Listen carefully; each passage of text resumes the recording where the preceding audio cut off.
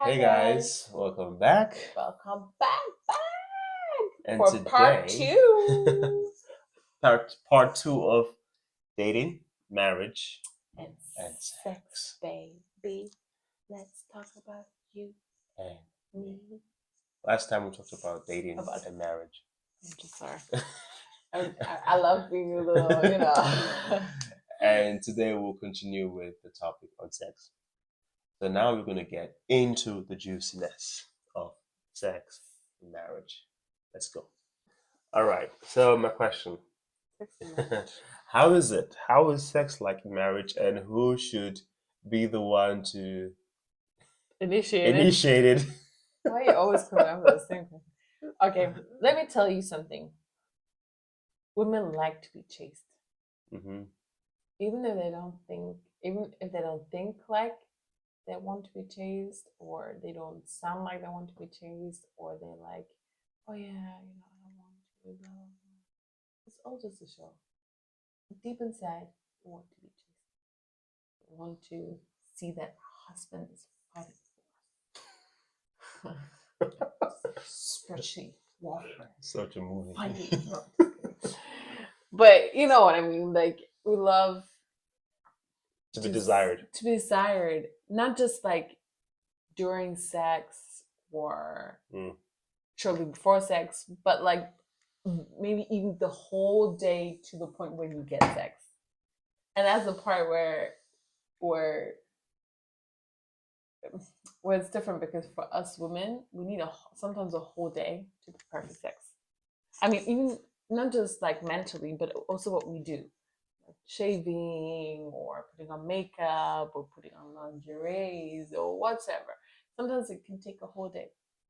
Also with having kids around and stuff like that also adds to it. Oh yeah, when you have kids, Sometimes also different. Like have like sex and marriage with kids involved is also different from sex and marriage without kids. yes, it's Yeah. definitely different. Especially in the phase that How we was the difference for us? have. Oh my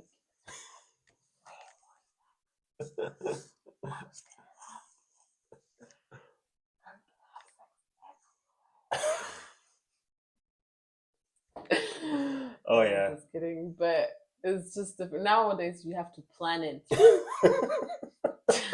This is sad. This is very sad. I'm really putting it out there, people. But I better say it than not say it, because for some people maybe it is important to hear it. Girls, you can go on for 2 or 3 weeks without having sex. It is not good either for you or your husband. Let me tell you, your husband needs it way more than you need. But in the end of the day, you'll be happy that you put it in your calendar. So it may sound weird, and it may sound really crazy that we put in a calendar, but Oh yeah, we schedule it. We put it in a it's not like we calendar. have to have it on that day, but Hmm. that we have it on our minds. Otherwise, you get so busy with kids and with life that you can just skip it. It's not just like people say just business in life. It's kids, it's projects, it's YouTube, it's work, Business in life. it's just a lot of things on your plate for people that maybe just have a 9 to 5 job, and then you know have kids that go to school or things like that. It's just a different thing, but for us that's how it looks like. It's just very busy, and so sometimes scheduling it. Yeah, I mean, and especially after a busy day, like you don't really feel like it sometimes.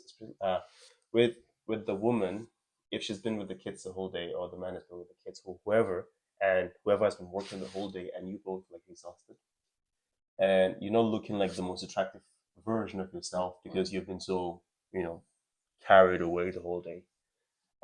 Sometimes you would have to force yourself to put yourself in that place, like take care of yourself, take a shower, change your attire, something extra, some perfume, just yeah, and not try to force it. Like, oh, it's on our calendar, we must have it today, because that's one of the most. Oh, that's the most. It just like kills, turn off. It just kills everything. It just goes everything. Yeah. Nope. Sometimes you just have to just hold yourself and just hug or cuddle and just be in this, just spend time with each other and see where that builds up to. instead of having this high expectation. Like, you must have sex. Oh, it's gonna be. It's more about spending time with each other, and it doesn't have to be in a way of forcing sex or something. It's more like being together, knowing you spend time on those days together, and you focus on each other. That's and that's a very, very important thing to to have in mind, because of course women are also what do you call it, attracted to what they see and stuff like that, but like their love language is stronger in what they hear, and in how you care for them, and how you also physical treat them touch during the day before sex time. But a man is mostly triggered by what he sees, vision oriented. So how attractive you look, or physical things about you that makes sex appealing to him. And so sometimes for a woman, it is very difficult to put yourself in that position where you can actually take care of yourself and look very nice and attractive and everything, because you've been so busy the whole day actively helping in the house and just doing stuff in the house or with the kids, especially if you're at home. For those that are working, it's a different story. You've been working and you're tired, exhausted, and now you have to put yourself in the mood of saying, okay, now it's time for my partner, for my husband, the person I'm with. Because at the end of the day, if your marriage is not working or it's falling apart because you guys don't have intimacy anymore, whatever you're doing at home doesn't matter anymore. It's just a bunch of activities. The money you're making or whatever you're doing, trying to help the family. It's if like both of you separate lives. Don't have intimacy, it will show in a lot of arguments, a lot of fighting, like just irritation. It's funny because so I don't want to say with that or with this whole topic, and I was talking about sex, that sex is everything, but it's the most attacked thing before marriage and even in marriage. True. So now we're asking us why. Before marriage, you can't have your hands off each other. You just want to, have sex all the time if you could. And then, it's just like this constant irritation or this constant tingly, and you feel like, oh yeah, I just want to have sex. And then, once you're married, you have sex, but then life comes and just hits you, and then you can have it gone months, maybe even weeks without having sex. And there's a reason why sex is so intimate and so good for both of you, and one of the reasons why men also need it, maybe even more than women, because women also have another level of intimacy through having kids. It sounds very stupid, but it's like that. They have this intimacy by having kids and being able to cuddle them, and there's another love that we can have, in that endorphin that we get by having the kids and cuddling them and all that. It's similar to having sex with it's similar. So for us it's different, but it's very, very important to talk about that in your relationship, and to make it not a priority, but to talk about it and to say, okay, it's important. What does the man need and what does the woman need? Because it's really intact in marriage. And it's something that is a non-verbal communication that brings you so close to each other. You actually become one. And so it's such a attacked area in marriage.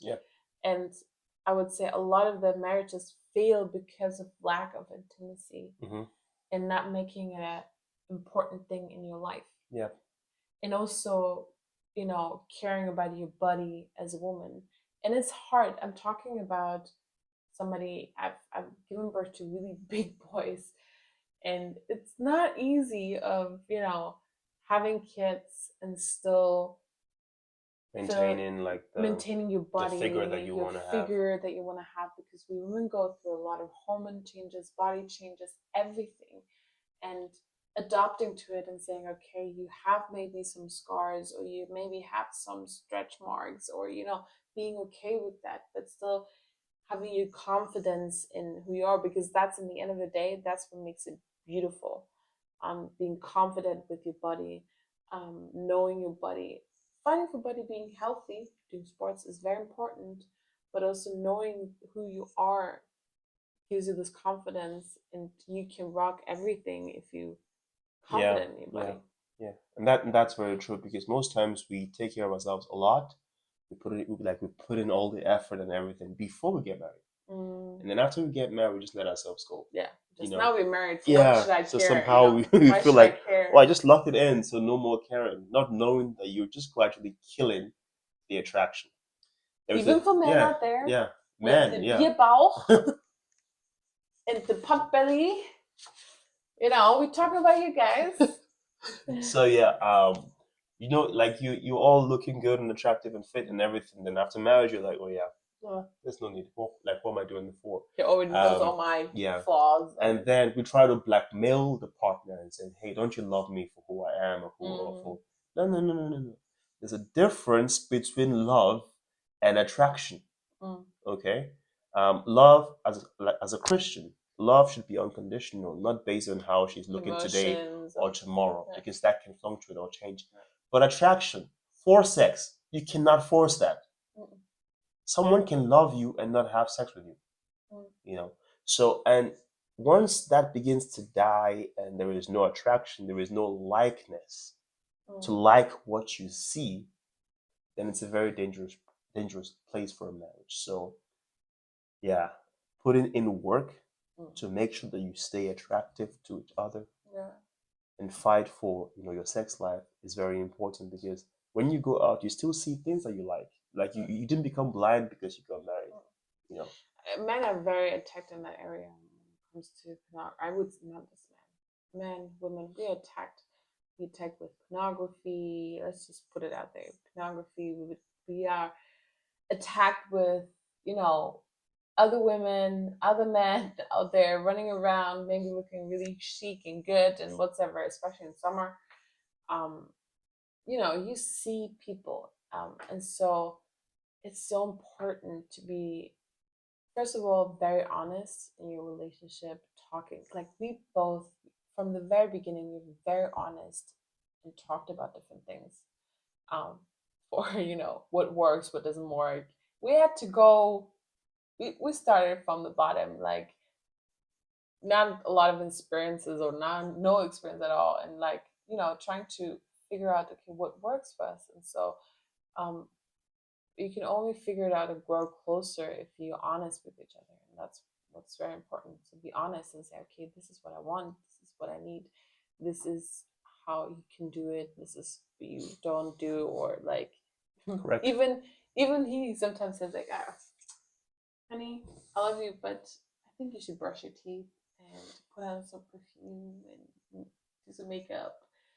And sometimes I'm like, ugh, I want to do that. But it's because I know it's important to him, and eventually it's also important to me, even if I don't feel like it. And I do it. And then sometimes I do the same thing. I'm like, oh yeah, I need to go and train again. You have to have that honesty because you're very honest. the moment you start keeping quiet, this way you swallow it because you don't want to hurt their feelings, but you still think that way. You still think it. You're just pushing them away and just trying to be nice or whatever. And that's where you create the gap. Yeah. You create a gap and a distance between you and your wife, or you and your husband. Like, this should be the most honest place, not to be rude or harsh or like what you call it, hurt their feelings or whatever.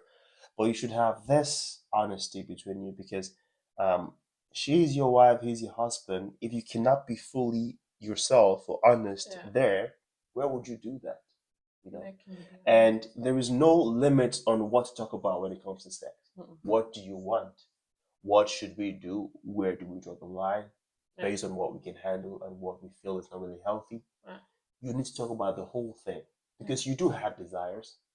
But the thing is, you think it's, I don't know how what she's gonna think about me when I talk about my desires or whatever. You guys need to talk about it And then you figure out from there if it's healthy or if not it's healthy or not, what we want to do or not. There should be a boundary, of course. You can't just do everything, but it should be between you. Because I know guys, when they're dating, man, they do whatever. They do all sort of tricks, during sex and whatever. But then you come to marriage and it's now a holy ground. Like you can't do that's the place where you should do whatever you want to do according to what your partner is comfortable with and still have a good time with the person. Because God, in the end of the day, God created sex. Okay, let's put it out there. God created sex. And so he put desires in our hearts with sex. And like we as Christians, I can only talk from a Christian's background, but we're like, all those parts and positions and stuff like that. But we were always drawn to it because we wanted to know. And so we have to be honest that it is okay within the marriage to talk about those things and to try things out, to be weird, to do stuff if you feel like it or not. But to be honest, it's the first step. And if you can be honest with each other from there, there's a lot of there's growth. There's a lot of growth. Yeah. And you grow closer to each other. It's very good to say that because growing up as a Christian, I say it like that because I'm referring to the traditional Christian growth. Religious. I'm not talking about getting to know Jesus in relationship because that part is the best. But growing up as a traditional Christian, nobody talks about sex. Oh my goodness, it's a taboo. It's disgusting. Don't do it. God is angry when you do it, but then save it for your husband or save it for your wife. So save all this disgusting stuff for your partner. And instead of having like a healthy education of saying that this is a very beautiful thing, it's one of the most pleasurable thing that God ever made. It is good, but it can be distorted. You can see in the world around us, sex is very distorted. It's so attacked. Yeah, and from being a language of love, it has become a language of objectification, where you just see somebody as a thing instead of as a person because of what you want. So there's a lot of attack on this topic of sex, but it's still a beautiful thing because God made it, and God loves the pleasure that He gives to those that have it in a certain boundary, confine, and His boundary is marriage. And in marriage, it is blessed. You can do whatever you want to do in that confine of. But guess what? We love to do whatever we want to do and have fun with it outside of this confine. But once we come into this, it becomes a very sensitive topic. You don't talk about it. Just be boring. You should be having the craziest sex when you're married because now you're allowed to do everything, whatever you want to do, or at least when you talk with each other. According to the partner, You can't. That's human beings. We love to try everything out when we're not allowed to do it. Yes. Or when we feel like we shouldn't do it. We're very crazy about it. But when you're now given the freedom to do it, it's no longer as interested or as excited anymore. I think if you guys want to hear a little bit more about this, especially from the Christian point of view, Michael Todd has a good series about all of this. And also he's very clear about relationship. Yeah, he actually wrote a book, Relationship Goals. Actually reading it. Yeah. Or we started reading it, and then life happened. We got busy. We got busy. We need to read more. Yes. But yeah, he really has some good points in there, and I love they have like the pastor in the States, African American, and they both have 4 kids. I'm not sure how many. Yes. They have 4 kids and like really beautiful family. So yeah, check it out, Michael Todd. But yeah, it's a very interesting any questions about this topic or other topics. We love to talk about it. We don't put something in front of a mouth and keep quiet about these things because I think we're here to talk about these things. I think it's important. Yep. So that's so that's like a summary of today's topic. That's the intro. What happens after the camera closes? We'll talk about sex for real. Yes. All right. That's too much information. Too much information. All right. Please hit the like button, subscribe, and share if you want to share, if you like what we do and our content and everything. Comment. If you have some more questions or you want to read more, hear more about this topic or others or other topics, then just comment down below. And follow us on TikTok, Instagram, and Facebook. Do you have a Facebook page? Not really. Facebook is old. Can you Instagram imagine? and TikTok. People are saying Facebook is old. What Ebony the heck? Ruth, that's our name. Love to hear from you. Yes, and I will see you in the next video. Be blessed. Ciao. Bye.